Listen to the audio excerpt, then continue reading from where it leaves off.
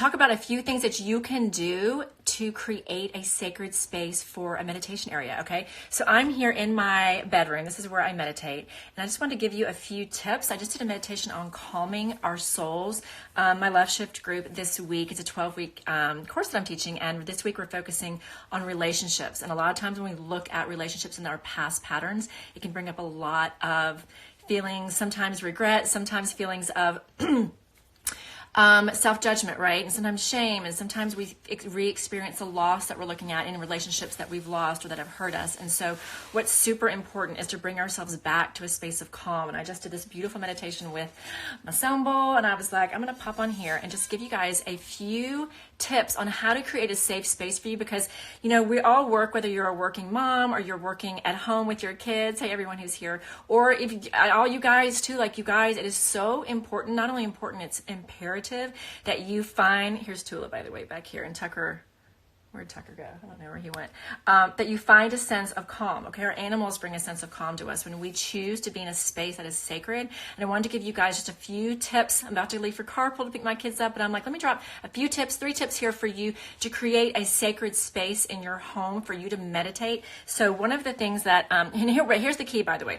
The key for your meditation space, your space where you're bringing yourself back to a sense of calm, is that you put things around that don't make you feel chaotic, but that make you feel calm and good. And it can be anything for you. It can be figurines. It can be something your great grandmother gave you that makes you feel like a little bit more sacred or loved. It can be any item that makes you feel good. And this, it can be a corner of your house, but the space that you create as your sacred space needs to be sanctified, okay? And this is something you can do very, very quickly. But every time you go to that space, I have found in my own home, the space that I keep as my meditation space, it feels more sacred as time goes on, because your energy and the energy of your meditations, the energy of your prayer time there are going to be amplifying the energetic frequency of that space and the connectedness, the portals that you're opening to divine knowledge and that you're creating with Mother Earth. That Earth, if that's something that you enjoy doing and I do, are going to be magnified in that space the more that you're creating an energetic space of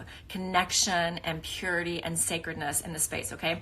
So pick a space that makes you feel really good. Make sure you don't have any clutter right up against you. For me, that's important. I would imagine for you it is too. So like over here, I had some laundry baskets. And what I did was I actually folded the clothes really neatly. I can't get rid of them right now, but I created a little bit more order there so that I wasn't distracted by the chaos of the laundry.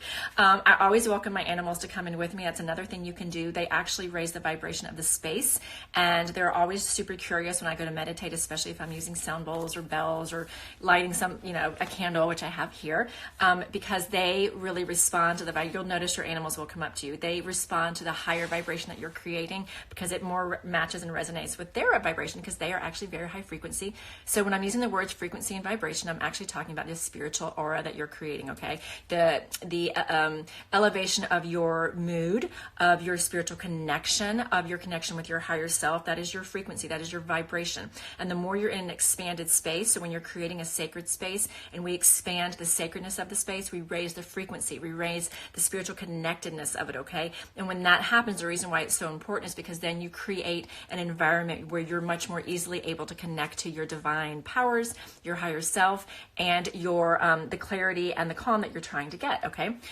Another way that you can create sacredness in your space is by using one of the earth elements, okay? Or any of the earth elements, fire, water, wood, metal. You can bring these elements into your space. So fire, I could go into this for a long time, but I'll just tell you briefly. Each one of these elements works with a higher frequency. It calls in certain feelings into the space. So I also have like a wooden heart when you want grounding. Sometimes I hold on to this wooden heart that my best friend Shanna gave me, and it makes me feel really grounded. The element of fire can help you feel an ignition of something or a declaration of something that an intention you're setting.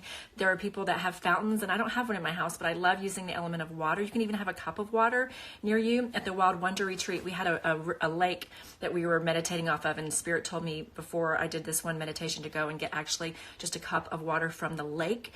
And I went and did that. If you have a creek nearby, And because that's really holy water, right? Especially if you're on any Native American land, or any land where you really feel like there's a sanctity of it, go and get some of the water and just put it near you. The vibration, again, of those elements will be raising the vibration of the area around you and help you to connect more easily to your higher power. Pray over the space. You can sage it. You can use, sage grass. You can get it on Amazon super cheap. You can get it at Whole Foods or any mystic store.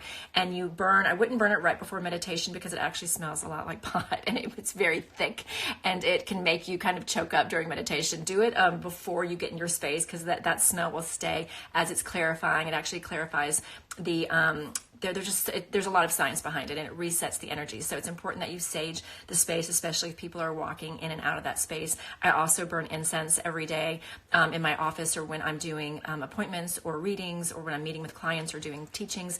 I always walk through, because the element of the incense has like a sagey element to it, and I know it resets the energy too. And I walk through and I ask that only those energies, entities, and beings that are of the white light of God be allowed in my space. And I tell any other being that is around, because there are beings all around you, if they're not of the white light of God, I tell them they have to go back to the place they call home, or I push them into the earth to be recycled for good if they're just energy that doesn't belong to me. There's all kinds of stuff you can do. So those are some pointers for things that you can do to sanctify the space that you're in. Again, the main point is that it's all about the energy that you feel in the space. Any of the things that I just mentioned that feel good to you. Any kind of tunes also. Oh yeah, crystals. I know Darcy's crystals. Yes. That came to me and it left. Putting crystals around you is amazing. The vibration of the crystals can bring in, you can Google it. You can look up in crystal books, whatever you want to experience, whether it's calmness or more connection. There are crystals that represent that energy that will definitely heighten the frequency of that space. And especially if you want to hold them and put them against your heart or against your throat space as you're trying to find your truth, or your solar plexus as you're trying to find a deeper connection. And one other thing I want to add is the element of tone, noise, sound.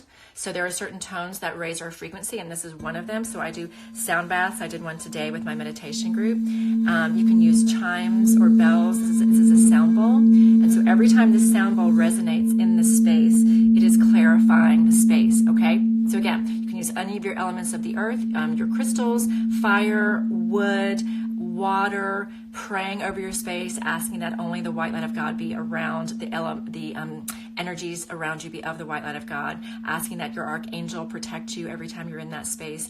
And then just sit and clarify your mind, which means just ask that you be given calm from the white light of God. And when you have other thoughts, just focus back on a word like calm. Just say calm and feel the word calm at your center.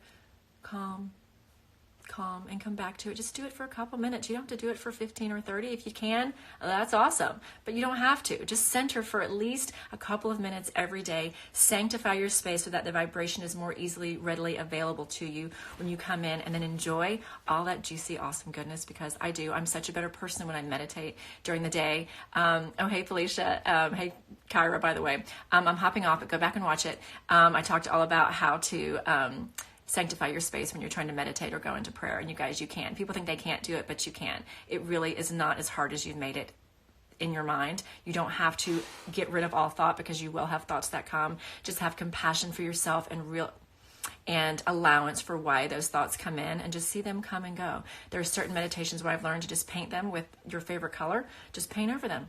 And then just let them go. You don't have to fight it. The more you fight it, the more we struggle. Whatever you resist persists. So we don't want to struggle against having thoughts when we're trying to be in a meditative space. Just watch them. Wash them over with your favorite color. Or sometimes I put them in a trash bag and put them up in heaven. You can ask water to, just energetic water, the water that is like blessed with the white light of God. Just envision that, washing it away. You can do all kinds of things. The point is, whatever energetically works for you, you can create anything. If you believe that it is happening energetically for you. It is happening on a spiritual realm for you, in another dimension, and your emotions are all happening in another dimension. So if you can take power over this space and create it as a sacred space for you, and create the experience of your meditation or your sacred time, whatever you want to call it, and just disconnect from the worries of the world for just a few minutes a day. Try to work up to 5 to 10. You're going to be such a better person, because your set point is going to be then one of calm and sureness and centeredness, and you're going to have more harmony in your soul for your kids, for your partner, for the partner that you're trying to attract, for the people that you're working with. If you're teaching or you're lecturing or whatever you're doing, you're going to bring in such such a calmer presence, such a more assured presence, and such a more vibrant presence, because your energy is going to be glowing in a way that is sacred and powerful. And that's what I want for you in the chaos of life. Find your calm. All right. Bye, guys. Love